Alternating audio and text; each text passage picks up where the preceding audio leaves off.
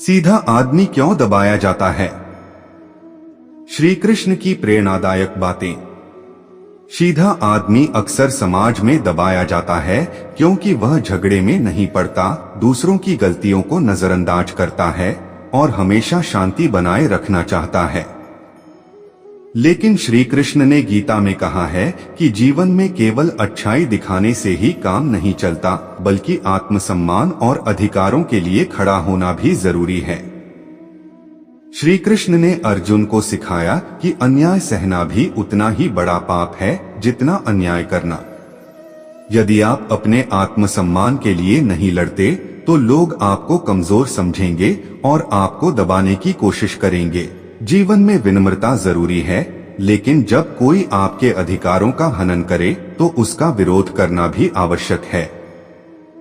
अगर कोई सीधा आदमी खुद को कमजोर समझकर चुप रहता है तो लोग उसका फायदा उठाने लगते हैं।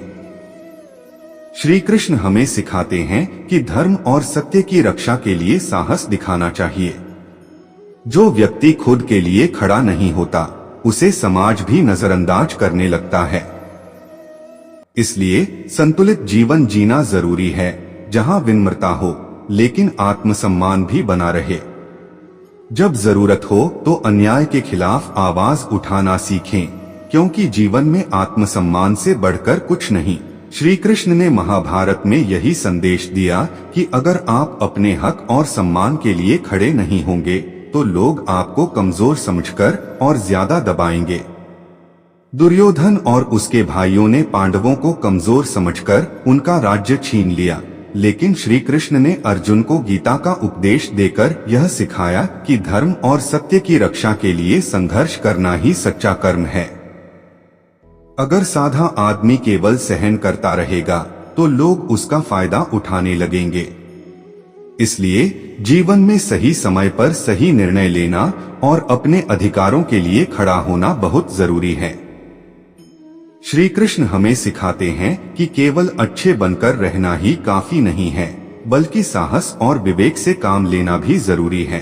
उन्होंने यह भी कहा कि जो कर्मयोगी अपने अधिकारों के लिए संघर्ष नहीं करता, वह अपनी शक्ति को व्यर्थ जाने देता है। इसका अर्थ यह है कि अगर कोई व्यक्ति केवल विनम्र बना रहेगा और अन्याय के खिलाफ नहीं लड़ेगा तो उसका आत्मसम्मान धीरे धीरे खत्म हो जाएगा। इसलिए साधा आदमी तब तक दबाया जाता है जब तक वह खुद को कमजोर मानता है, लेकिन जब वह अपनी ताकत को पहचानकर आगे बढ़ता है तो वही लोग जो उसे दबाते थे उसकी इज्जत करने लगते हैं। श्री कृष्ण का संदेश यही है कि विनम्र बनो लेकिन कमजोर नहीं, सहनशील बनो लेकिन अन्याय के खिलाफ आवाज उठाने से मत डरना।